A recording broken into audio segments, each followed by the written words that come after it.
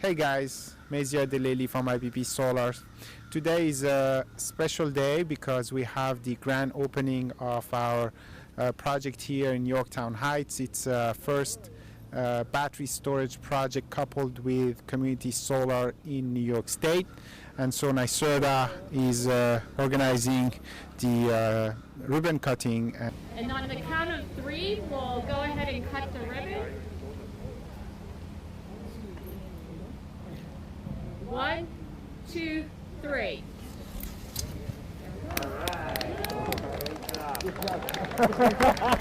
We've got a decent sized solar system on the roof. We've got a storage unit right behind me. And not only does this system bring good jobs to the state, builds our economy so we could rebuild and get back to where we were before and stronger, cleans the air, but it also makes our grid more resilient, more reliable, and more efficient. And that's really important about this project and how it's separate from other projects and why we're having this milestone event. Those solar panels are going to create electricity when the sun is out, and the storage behind me is going to hold on to that electricity and provide it to the electric grid when the grid needs it the most. And what that means is it saves ratepayers money and makes our grid more modern, more resilient, and cleaner. A lot of work goes into these projects, and not everybody knows or understands what goes on behind the scenes to get these up and running. And it's going to get easier and easier in New York State as we get more projects like these. But this project is a pioneer project, as I call them. They pave the way, they reduce barriers, and it's all for the benefit of New Yorkers in creating a clean energy economy. First completed community solar plus storage project. That's a mouthful, but it's a big deal.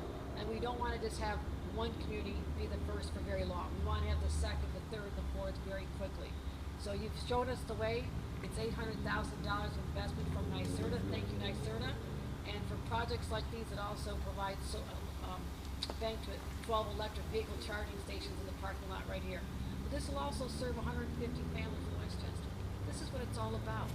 How we can wean ourselves from fossil fuels, get to renewable energy, clean energy, but not just powering our communities and our homes, it's also about creating jobs.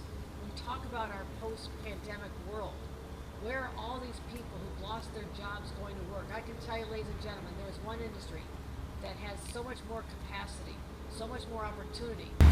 This is a game changer for New York because of the fact that we now have the ability to use energy storage and solar together to bring forth generation at the times in which it's needed most, renewable generation most notably. And so, as discussed, Governor Cuomo's nation-leading goals are the reason we are here under the Climate Leadership and Community Protection Act. But it is projects like this, one at a time, that help us meet those goals. 150 residents here in this area are benefiting from this project, and we very much think that this model is one that can be replicated over and over again here in New York. It's important to note that the public policy sets the framework, but the private market is necessary to bring these projects forward. So I do want to congratulate the teams for their work in bringing this project forward as well. These projects and hundreds more like them will help us meet our nation-leading goals for 6,000 megawatts of distributed solar by 2025 and 3,000 megawatts of energy storage as well by 2030.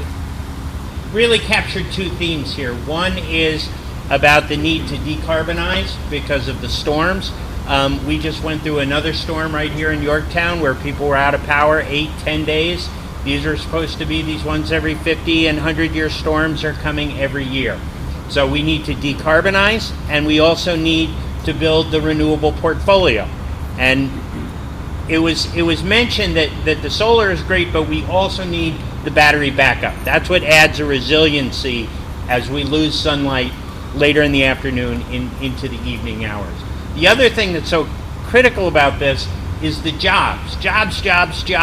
Before the pandemic hit, the clean energy sector was by far the fastest growing jobs creator in New York State. And you touched on the private sector. The last 2 years, private sector has financed more clean energy projects by dollar amount than they have carbon energy projects or nuclear energy projects. So So now even Wall Street has recognized that it's more efficient to produce a kilowatt of clean energy than it is carbonized energy. A project like this doesn't come together and get completed without a lot of hard work from a lot of different people. The government agencies, the investment and the support from the local community, the private sector, as was said before. The senator and I are on a lot of calls together, particularly when we have these power outages. And then there's always the wrap up and the review and the hearings where we talk about the need for resiliency. And in the year 2020, a real big buzzword is rebuild, safely reopen. This is obviously a key part of it. And when we talk about supporting our grid and making us more resilient, we also want to do it responsibly, safely, and clean energy, renewable energy is a key part of that, but it works when you have storage. We know how important that. IPPsolar is honored and delighted that our humble project has become notable as a first-of-a-kind milestone project in New York. Since the introduction of Reforming the Energy Vision in 2014, we've been watching this grand experiment unfold that seeks to completely reimagine how energy is produced and delivered with clean energy as a cornerstone. And to see a project finally come alive representing the promise of REV is really exciting and extremely rewarding. And to be honest, this is a really cool project. I mean, we've got solar panels, electric vehicle charging stations, big batteries. I mean, this is really a glimpse of what the future of clean energy could look like in New York. I think even Con Ed was impressed. Maybe not.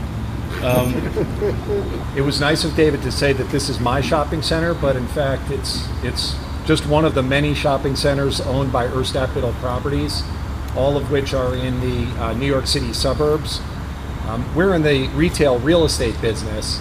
We're not in the renewable energy business. So the first thing I should say is we have a lot of people at Biddle Properties who have fully occupied themselves with their day jobs, which is managing our shopping centers and keeping them full of vibrant tenants. And those people at every level of our company are devoting extra time on a very regular basis to make sure that we're also good community members and developing renewable energy projects. So we now have a couple of dozen solar projects in the region, but of course this is the first project paired with battery storage. And all of our projects, the solar projects and this combination project, have four things in common. One is the time put in by people at UBP outside their regular roles to be good community stewards and bring projects like this to fruition. And none of those projects would happen if our leadership, John Hayes, our CFO, and Wing Biddle, our president, weren't fully behind them. The next thing that all of our projects have in common is IPPsolar. We've been doing solar projects now for 10 years. The first was a project in New Jersey that IPP introduced us to, and that project went well, and we've stayed with the horse that brought us. So we have a very reliable, resourceful, efficient, and honest partner in IPPsolar, and we're glad to have such a great working relationship with Paul and his partners, Mazir and David, who are also here today. The third thing that all of our projects have in common is working relationships with municipalities. You need to have a municipality that believes in renewable energy and sees the big picture in order to get these things done. And that's been the case here in Yorktown. The last common element of all of our renewable energy projects, and frankly this is an important one, is that while we want to be good community stewards, we're also a public company that has to maximize value to its shareholders. So we cannot do projects that don't make economic sense. And why this project works, and this brings us to the role of NYSERDA in New York State, is the incentive program that was available. Without the NYSERDA incentive program, we wouldn't be standing here talking about this project today. I hope there comes a time where governmental incentives are not necessary for renewable energy projects to proceed, but for now at least, a company like ours would not be able to do it. So recognizing the role of government incentives, I think, is very meaningful.